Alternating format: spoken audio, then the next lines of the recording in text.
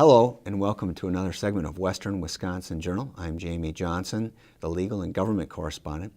And as folks that have watched this show before know, in addition to legal and political matters, we also get into public service work. And so today that's what we're going to explore. My guest is Dr. Greg Young. Dr. Young, welcome to the show. Thank you. And first, let's introduce you. Before we get to our main topic of the interview, I want to give some background. Your occupation, obviously I introduced you as a doctor, is that you're a family medicine physician, is that correct? Correct. And board certified? Correct. And you've been working with Hudson Physicians for 13 years? Yes. You have married, and how many children? 3 children, and they're some are at St. Pat's and the first freshman at high school, so age 11, 13, and 15. All right. Excellent. And you do things in the community. You're also a fellow Hudson Daybreak Rotarian, such as myself. Yep, and I think as you come to a community and as a family medicine physician, you have a chance to get to know many of the community members. You obviously want to spend time in the community, so through the Daybreak Rotary, whether it's through a variety of activities at St. Pat's Church, whether it's also a number of other activities just on the Hudson Health Campus and Hudson Hospital Board and a variety of other boards or committees through the hospital. Cool. Now, and as far as your, I already mentioned your board certified family medicine physician, where did you get your education? Where did you grow up originally? Great. So grew up mostly whole life in Eau Claire, and just outside Eau Claire went to a small little grade school and then Memorial. So I'm an old Abe at heart, but now cheer for the Raiders. And so anytime the old Abes, like 2 weeks ago, came for football, there's always a little angst in my heart about who to cheer for. Okay. But now I'm a Raider fan.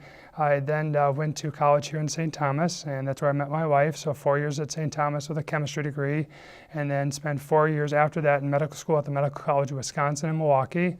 And following that, then spent 3 years in residency in La Crosse, Wisconsin at Franciscan Skemp Hospital.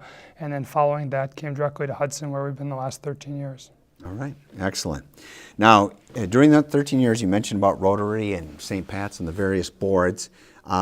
But one aspect is the service, and I understand that you've been on 7 service trips. Is that right? Yep. So I have a colleague that works next to me, Dr. Mark Druffner, and he had done, before he was married 20 years ago, some service work for a year in Kenya. And always heard stories about it, wanted to use my skill sets that I was given in regards to medical care. And so he and his oldest son and my oldest son, when my son Isaac was now 15 but was 8, so 7 years ago, decided to go visit the sister parish in Guatemala, sister parish of St. Patrick's Church. And so we traveled to Guatemala for about 10 days and did our first medical mission trip. I subsequently have now done 3 additional trips to Guatemala. We've had a chance to do medical mission work in Belize and Jamaica, and now we've done a trip to Tanzania.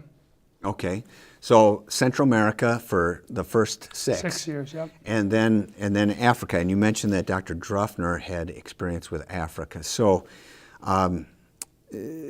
obviously we're going to have, it's in the news currently about the Ebola, and I know that's in our interview here, but it makes for an interesting topic, and that's why we're having you on. So with these service trips, you just provide some basic general medical services?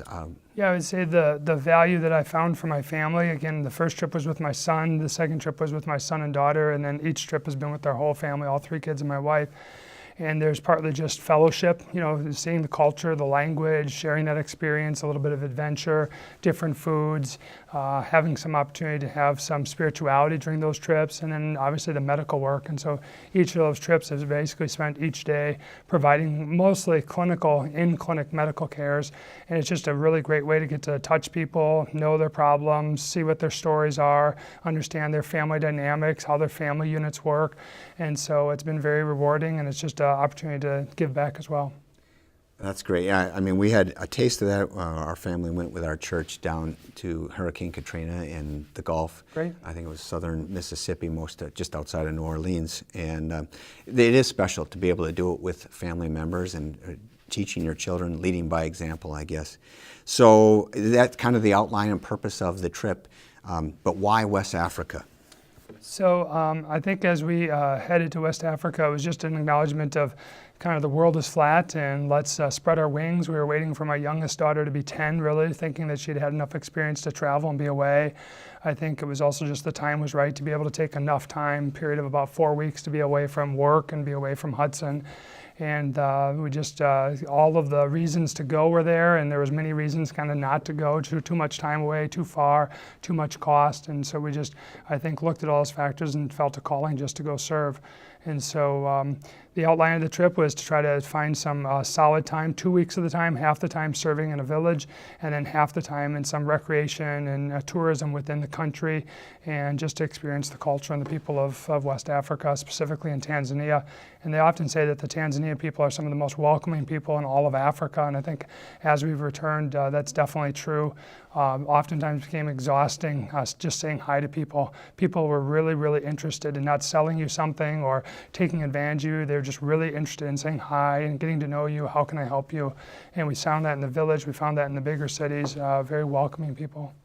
Well, tell me a little bit about the village that you visited then. So as obviously we take a flight, there is a small international but smaller airport in Kilimanjaro International Airport, and a series of 5 or 6 hours of travels into the mountains essentially. And this village is called Bwambo. So it's B-W-A-M-B-O, Bwambo, and obviously there's some Swahili behind that name of that town.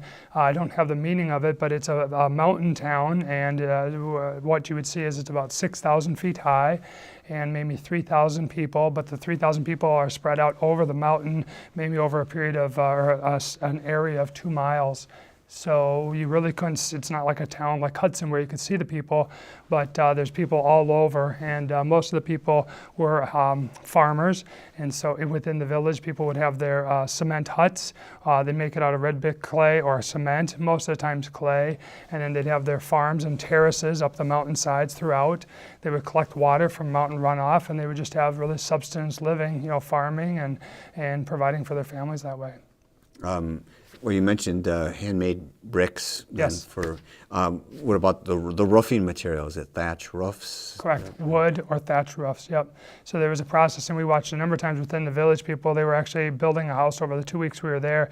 They would dig into the hillside where the house was going to be, pull out the clay, get it wet. They had a little wood forms. They'd make the bricks actually. They'd put them in a kiln that they had built under fire them, dry them, and then they would build the house there. And so it was a long process, probably over a month or 6 weeks, that it would take a handful, 5, 6, 8 guys to build a house, but it was all from the land that they would build the bricks and make the clay bricks and build the house. Wow. So this is not a well-off area of Africa then? I think that within Africa, I'm not sure anywhere is well off compared to our standard of living and our neighborhood that we have around us here. But I think as far as what I've seen from Central America, I would say they were very well off because they had a consistent clean water source from the mountain runoff. They had good fertile crops. They had abundance. Some of the places are corn only, and they had a variety of carrots and potatoes and corn and all kinds of fruits and vegetables that they could eat. And so I think that from a well-off standpoint, they were doing better than we've seen in other third world countries. And when you say the mountain, are you talking about Mount Kilimanjaro that you're on? Nope. So this would be the South Pare Mountains. So it's the Pare, P-A-R-R-E, Pare mountain range. And that's kind of the north-south part, the south portion of Tanzania. Okay. So that's where the 5 to 6 hours away Correct. From where you landed near Kilimanjaro. Okay. Now, share some of the medical experiences while in the village. Obviously, you had about 6 years of experience having done this on the previous trips in Central America. Yep. So how did that compare to what you found in Africa? I would say very similar. People end up having similar problems, whether it's upper respiratory infections, pneumonias, they have injuries, cuts, lacerations, they have back pains because they're manual laborers, neck pain, headaches. I think that there was probably less nutritional problems. Many people still do have worm infestations. It's, they still don't have a secure food source always, so there are worm infestations that get treated often. A lot of heartburn, gastritis, because their food source isn't as good as ours. I would say that the difference about this care that was very nice was there is a health center, a rural health center, a hospital there that had maybe 3 or 4 wards where people would come and be admitted. So each day we had the opportunity to do rounds and then admit people. So every day we'd be admitting people with pneumonia or people that had a stroke or people that were just sick or short of breath. And they also had a labor and delivery ward. And so women would come between 38 to 40 weeks and they would stay and wait for their baby. And then once they were ready to have their baby, then they would go ahead and come in to the labor and delivery room and have their baby and then stay a day or two and leave. So there was probably 1 or 2 deliveries every day. So you were there almost 2 weeks? Yes. And so that means that you delivered somewhere between 15 and 20 babies? About a dozen babies. About a dozen babies, all right. And is that similar to the Central America experience as far as delivering Correct. In that Central America, because most of the villages that we had been in are midwife care delivery, I did not really have access or an ability to share in that care with those midwives. And it was just more of the cultural arrangement where they wouldn't want a Western doctor, in their home or in their hut taking part of that care. All right. So before you go on this trip, besides your personal experiences, is there some type of training that you go through that might be particular to that area as far as what to watch for? Sure. So I think there's a little bit of reading that's done, just Ascariscus, so worm infestation, or maybe there's some reading about HIV. So we don't really have incidents of HIV patients or infections that we would see here, but there upwards of 20% of the population within Tanzania could have HIV. And so obviously just reading about some of the medicines, some of the treatment plans, how they're cared for. I would say other things like malaria. So we don't see malaria here, but we see malaria there. It's very common. They do malaria smears and testing. I did it many times there, just being familiar with the treatments that are available for it. So there's a variety of, per se, tropical diseases that read up a little bit, kind of remind yourself from that, 1 day of medical school education where you talked or learned about it, and now haven't seen it or don't see it. Now, was this through a particular organization like Doctors Without Borders or anything like that? So this official village is sponsored by the Catholic Mission Doctors Association, and they're an association that resides in California. They are an organization that's spread throughout the world. They have many other sites that typically will place people anywhere from 6 months to 3 years, so longer-term physician placement. Dr. Druffner and his family have gone the last 6 years, and going for a period of 6 to 8 weeks, they've been able to kind of bridge the time and not spend a full year or 3 years there. And so there is support and education and discussion that occurs through that organization supporting that site. Okay. So there is some, financial considerations here. You mentioned about being able to afford it. Now, obviously, you're splitting this trip in half. Half was for recreational, and the other half was to help provide the services. So, are you set up in a particular? I don't know if they have hotels in this village, or if just somebody's hut, or how did that work? So in the village, we had the opportunity from last year. There was some Catholic Mission doctors that sponsored a refurbishing of a house, and so they called it the doctor's house. And it was meant long-term that they would be able to place and host a physician to stay there. And so it was refurbished for about $10,000 over a period of 6 to 12 months. And it was a cement structure, and it had water that came off the mountain into a holding tank, and it had a little running water. It had a stove, so you could heat water, cook over the stove. It had a few bedrooms, had a fireplace. So it was actually probably some of the nicest kind of mission work residence that we've had. Better than what you experienced in Central America? Yeah. Okay. Interesting. Now, this gets into the next area about the ongoing need. What do they do if you weren't there? If you hadn't been there for the 2 weeks, is there a resident doctor that rotates among villages, or are they totally reliant on this Catholic mission to bring in doctors from time to time, and they so-called backlog some of these medical cases? Correct. So I think that that's the vision for the future, is that they would have a long-term placement of a physician. From the 1980s and the early 90s, there was a group of physicians out of the Netherlands that found this village, came in, put some infrastructure in it, helped to build a hospital, built a convent where a number of nuns were living and supporting the hospital. Those people all went away about 9 to 10 years ago. 4 years ago, through the diocese of that area within Tanzania, so kind of like the district, one of the Catholic districts, there was a physician who went back, or I'm sorry, I apologize, is a priest who went back through medical education, became a physician. His name is Father Dr. Beta, and Father Dr. Beta basically resides there now the last 4 years. So he is a Catholic priest who provides daily mass within that village, but he's also the full-time and only physician. So the day that I left and the day that, because the Druffner family was there with Mark Druffner, Dr. Mark Druffner, he was and will be the only one until someone else goes back. And so he is very accountable 24/7 for admissions, sick patients, deliveries that are high risk, doing clinic 6 days a week. That is one of his full-time jobs, is being a physician. So basically, were you and Dr. Druffner providing him with some relief? I mean, Yes. he just didn't work during that time? He worked because he liked being with us and learning from us. And Okay. again, I would say that we have a grand opportunity as physicians trained in the U.S. to receive great education, and they don't get that same access in Tanzania. So his skill sets probably, the equivalent of a first-year resident per se, and he's aware of that, and he's a very active learner. So I think he just liked being with us to learn and to learn and to learn. But like nighttime calls or admissions or deliveries, he just kind of turned that over and got a little rest. Okay. Did you perform any medical procedure, surgery, or anything like that? So during the time I was there, I did not. During the time that my colleague Mark Druffner was there for about a month prior to me, Father Dr. Beta and Dr. Druffner are able to perform cesarean deliveries and had done 2 or 3 of those, and I believe had also done an appendectomy or 2. They do have what they call a surgical theater, and within that OR, surgical theater, he does upwards of maybe 50 appendectomies a year and probably 24 C-sections a year. And that's great care delivery, because this health care center probably draws people from 50, 100 miles away. So people will walk 4 hours, they'll take a motorcycle for 5 hours, and they'll come to the health center knowing that Dr. Beta is there and that he's qualified and competent and that he's going to provide the best care in the area.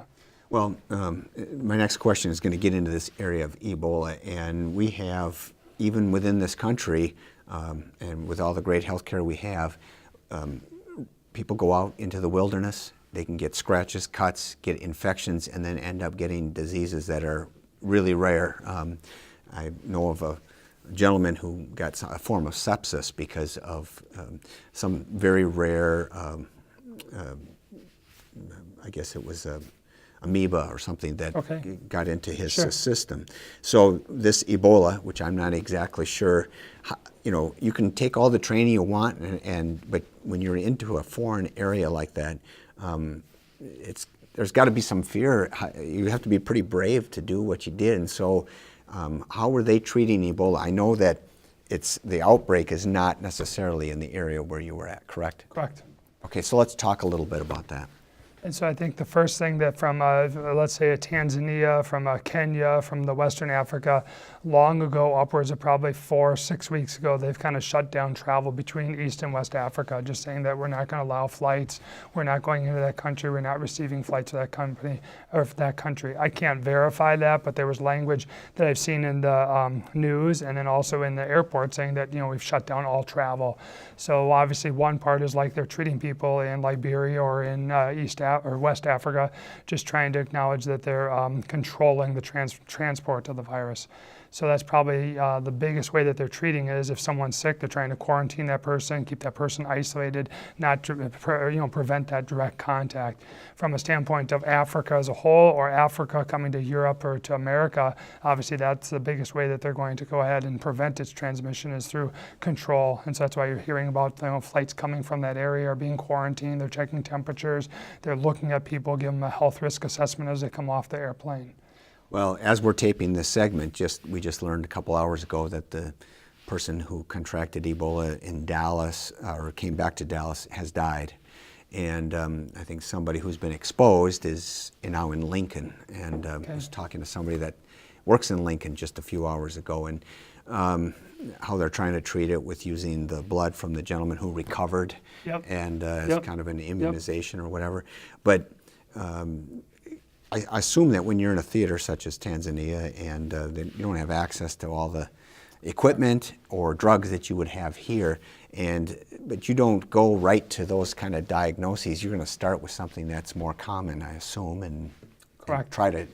Did you have access to like basic stuff like penicillin and so forth? Absolutely. So within the village, they have a fairly decent government formulary pharmacy, which they can stock a handful of choices, not as many, nearly as many choices as we have, but a handful of choices of antibiotics or steroids, medicines, antifungals. I would say, obviously, treating an Ebola is well beyond this Bwambo Health Center. But I would say that obviously within a major tertiary or urban area, I'm sure they're being prepared and they're trying to address how they're going to quarantine, how they would take care of these people. Again, I think within the African continent, probably their treatment really is quarantine and prevention of transmission. I would say as you come to Europe or America, you're probably going to start to talk about treatment. We're going to have the access and resources to try to treat it. Let's give the viewers a time frame as far as when you left and when you came back. So left on July 16th and came back on August 11th. And I don't even know if I think when you came back, Ebola was just starting to hit our headlines. Correct. It definitely hadn't hit the headlines in July. Correct. And so it was a very rapid. Now, when you and your family came back, was there any additional screening at that time? No. It probably has evolved even since then. Yep. And like I said, I think it was in the airport that we saw that they were shutting down flights to Liberia, New Guinea, to that part of West Africa. All right. So what did the rest of the family do while you were treating villagers? So part of it is always a challenge. What is my family going to do when I'm off doing medical work? Part of it was just the daily routine. So we had the opportunity to do daily mass every day. Then we have the opportunity to do simple things like 3 meals a day and meal prep. During a portion of our stay, 2 other families, Mark Duffner and part of his family, and then another family, Nick Markell and his family were there. And so we typically had group meals together. And so it was preparation. The kids would get involved. And we had also hired 2 cooks, our local villagers, to help cook for all of us. So part of it was meal prep. Part of it's doing laundry, getting water. All of our water came off as a mountain source, but then we would put it in basically a filter, and then we would have filtered water every day, had to filter it. So they did a number of other projects outside of just daily. They would spend a lot of their day just with fellowship. They would spend a lot of their day playing soccer, hanging out with other kids. There were some very specific projects. They did a bunch of cleaning and reorganization within the hospital and the clinic. They did a bunch of measurements and videotape and review to do a solar project. They're trying to consider if they can get some funding to get solar panels over the hospital and the clinic. Who's they? So that would be Catholic Mission Doctors. Okay. And Mark and Molly Druffner. They're kind of spearheading an opportunity to create an alternative. So your children assisted in that? Correct. Trying to get an alternative energy source because obviously there's a lot of sunlight. Right. They also spent quite a bit of time planting trees. There's a lot of erosion during the rainy season. So come April, May, there's quite a bit of rain, and everything's kind of a red clay, so it just kind of erodes. So the kids planted, we think, upwards of 150 trees around the hospital grounds, trying to prevent erosion in that area. And then the last project they worked hard on, the whole family, was there was a young gentleman, his name was Dowdy, and he ended up being a young 20-year-old gentleman that was kind of living homeless. Mother had left and father had left, and we saw him hanging around after Mass a few of the days, and there was just a bunch of investigation over a number of days that he was living with an aunt, but unfortunately the aunt really wasn't caring for him or feeding with them, and he was just a young boy that needed some help, and so there was a lot of time and kind of cultural discussion. Who is the boy going to live with? How are we going to help him? What's best to, we don't want to fight the cultural obligation of the aunt, because if we take him out of the aunt's house, then the aunt is looked at bad within the community. And so they spent probably a few hours every day for the last week just kind of working on the project to help this boy. And we're hearing some follow-up with it, that he's now living with another family member, that his original mother has come back into the village and wants to start to take care of him. This boy, Dowdy, did have a brother, and the brother also kind of had a similar situation. So well, you get to know these people in a couple weeks' time. Are there plans to go back to that village? So I would say our family is very interested in returning specifically to that village to just offer the same medical care and share the fellowship that we had with Father Dr. Beta and many other people that we knew. I think that those people obviously are very welcoming of the fellowship. Part of our time also spent among the family members was just with fellowship. We had 4 or 5 nights that we were invited over to someone's house, and these become very large and long nights, meaning that there's a big meal. Everyone has to get up for 5 minutes afterwards and say kind of what they're thankful for and kind of a toast to everyone. And so the 2 or 3 hour, 4 hour events, a few nights in a row of fellowship, and people just very, very, very happy that we had the opportunity to come visit and meet and see how they live. I was going to say, we have had a couple experiences with service trips, but we've also combined them, and we've gone to trips with vacations and amusement parks and so forth. How do your kids compare the two? You've had Absolutely. I think the thing that my kids like is a sense of adventure, and so I think that that's where it's kind of the cream of the crop, or the penultimate is a sense of adventure where we go. We don't really know the place. We're not sure what to expect. There's a lot of good things, like I don't know what we're going to do. I don't know what today's going to behold. You're just going to have to roll with it. And I think so much of our lives are programmed, and there's so much routine and scheduled or overscheduled that these trips are just great times to have adventure. So I would say, Disney can be an adventure, but I find that Disney is very programmed. You got to be at the park by a certain time and beat the crowds, and you try to see all the attractions and everything, and it gets to be, you're more exhausted at the end of the day just doing that, and you feel like you need a vacation after the vacation. In your case, you provided these medical services, and during the day, at night, you get all this fellowship with your family, and interspersed with the meals, you said. And so we're at the end of that 2 weeks, and then scheduled to occur somewhere in the next 2 weeks is this climb of Mount Kilimanjaro, which I think is just awesome. And tell us about that, and how did you even think about involving your children as young as they are? Well, you got a preteen, so. Sure. So I think that my wife and I have had the opportunity to do a lot of backcountry camping and hiking, kind of growing up as young adults, and part of our relationship, and kids take you away from some of your best hobbies for a while. And so we've had the opportunity the last few years to do some North Shore hiking, and just some desires to get back out on the trail. And so you had already done this with your kids before, yes, hiking around. Yes. All right. And we felt the combination of them just having done some out-of-country travel, them having done a bunch of camping and some backpacking, just felt that they were prepared to finally handle it. Plus, you have to be legally 10 years old to climb Mount Kilimanjaro. So it had been a little bit on my bucket list for the last number of years, kind of just waiting and waiting. The other component is we have a very, very good friend, Claire Sajak, who traveled with us. She's done 4 other mission trips with us. She's just a fellow community member and a St. Pat's parishioner who we've gotten to know very well. And she's kind of a role model for our kids. And as a role model, she just had the opportunity, and she also had a bucket list to climb Mount Kilimanjaro. So as we've talked about, where would you go? What would you do next? Well, I'm thinking about Africa. Well, if you went to Africa, would you ever climb the mountain? Yes, I think that's what exactly I would do. So it began back in December and January when we decided, and just looking for companies, and you find pretty quickly which guide companies will work with kids and which don't, or which have a familiarity. You have to go with a guide company. Everything's very regulated. Kilimanjaro is a national park, so the Tanzania government, just like if you were in Grand Canyon or if you were in another national park here, they would regulate, where you can camp, how long you can stay. And so the trip was just... They don't take kindly to trespassers. Correct. Then. Okay. Correct. And just the idea of Claire joining you, I think that's awesome. When you have 3 kids, I mean, my wife and I always said, after we had 2 and we were thinking about a third, you go from a man-to-man to a zone defense. So being able to get that third adult to help, it kind of makes it more of a one-on-one experience with the kids. So that's great. And I know you're pretty athletic.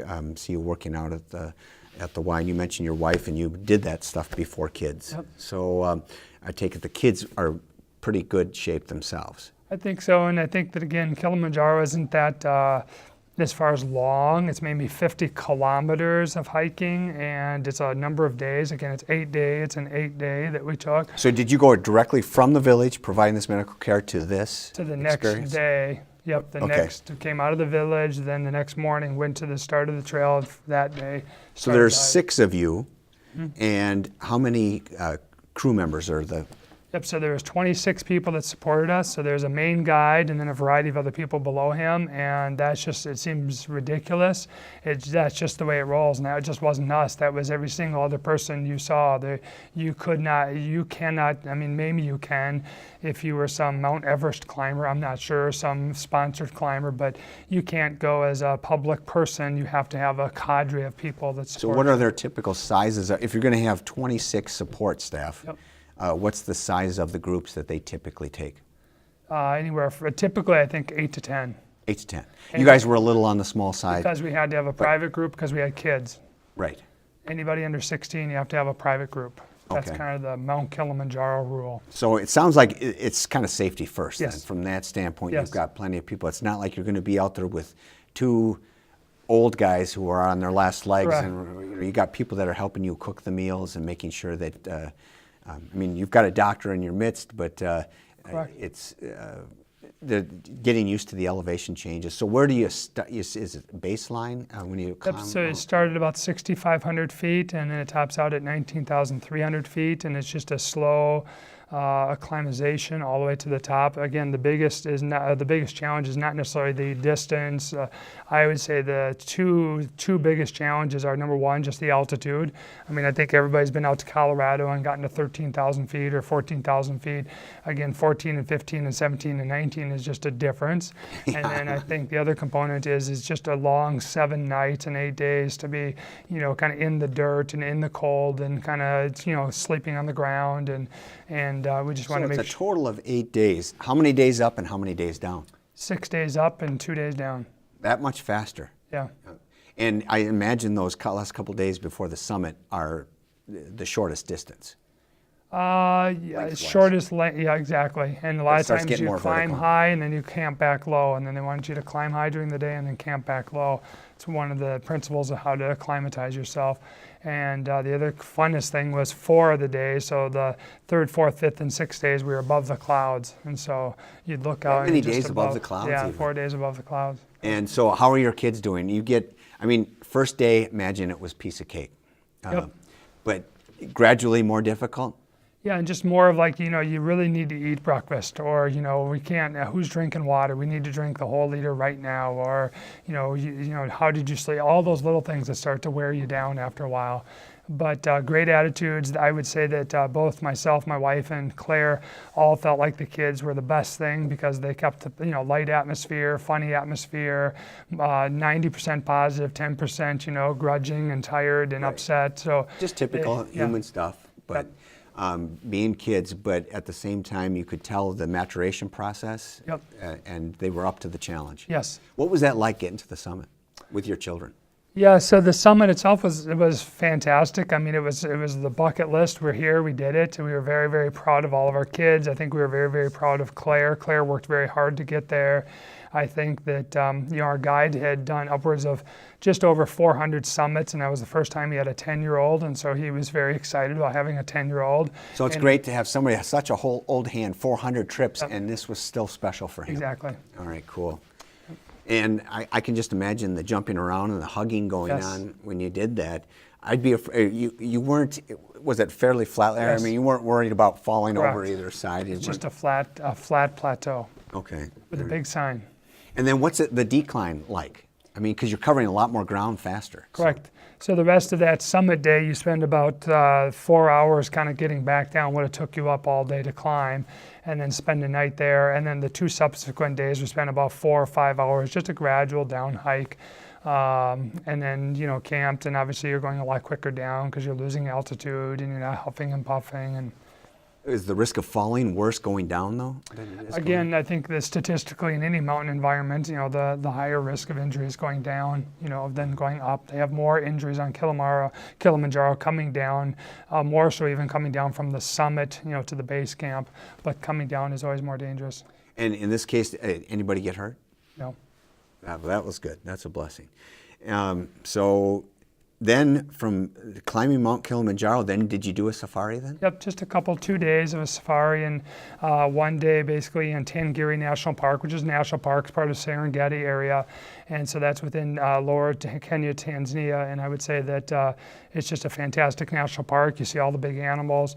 Had the opportunity then the next day to go to Ngorongoro Crater, and that's a world-renowned spot to go, and so this Ngorongoro area is an area that's a 10-mile diameter crater that's about 2,000 feet down, and so within that 2,000 feet down big circle is just every animal you can imagine. So we spent the whole day just driving around and looking at animals all day, and it's pretty. Sometimes you want to pinch yourself. It's like, wow, is this really real? These things are all really real. They're real here, you know. Well, Not at the zoo. yeah. So it is a zoo-like atmosphere in the sense that but you're down there with them. There's no cages or anything Correct. like that, and you're out there with them. Well, your kids are younger than mine, but I'm sure that they've seen the movie Lion King. Yes. Because Lion King has been out for 20 years almost. But did it feel like kind of like they were experiencing that? It did, and it's funny because we've talked a lot about Lion King within the movie. There's a number of names or language that's very Swahili in the movie that you would never know. But having been there and understood and heard a lot of Swahili, there's a lot of Swahili within the movie.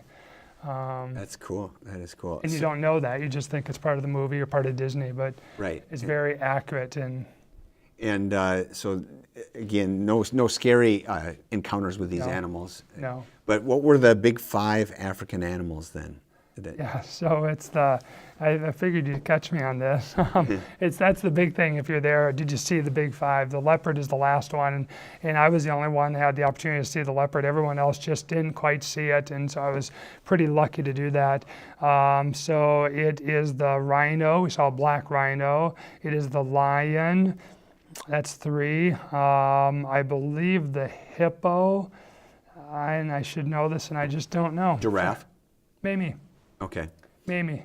The leopard's the big one that people don't get to see. Probably the hardest to see because Yeah. it's a predator and Correct. so forth. But, well, that is really cool. And then after the safari's done and you go down into that crater, do you have to hike down there or is there No, it's car. transportation? Okay. Yeah, transportation. And so you then do this 5 or 6 hour drive back to the airport, and then how many hour flight back home? Yep, so it was about the first flight, unfortunately, we had to go through the country, Dar es Salaam, then back to Amsterdam. That was about 10 hours, and then it was another 8 hours back from Amsterdam. So just I think everybody was pretty tired on the way home, and it was my daughter's birthday that day, and so we tried to celebrate on flight a little bit, but everybody was pretty tired. Right. Well, and it's one thing to have a 2 or 3 hour flight, but to have Correct. a 10 hour Correct. one whole stretch. But well, it sounds like an awesome experience, and I can understand why the kids want to go back.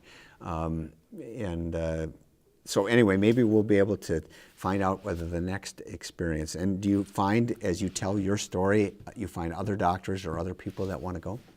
Yes, I think that's the other component. It's the personal mission of finding whether it's the serving or the spirituality or the faith of spending that time doing that and helping other people. But I think ultimately, as a physician, it's also about physician recruitment. Within America, we think that there's literally kind of per capita, we have 12 times as many physicians and nurses as they do in Tanzania for every person or per capita. And so that's just crazy, the amount of medical care.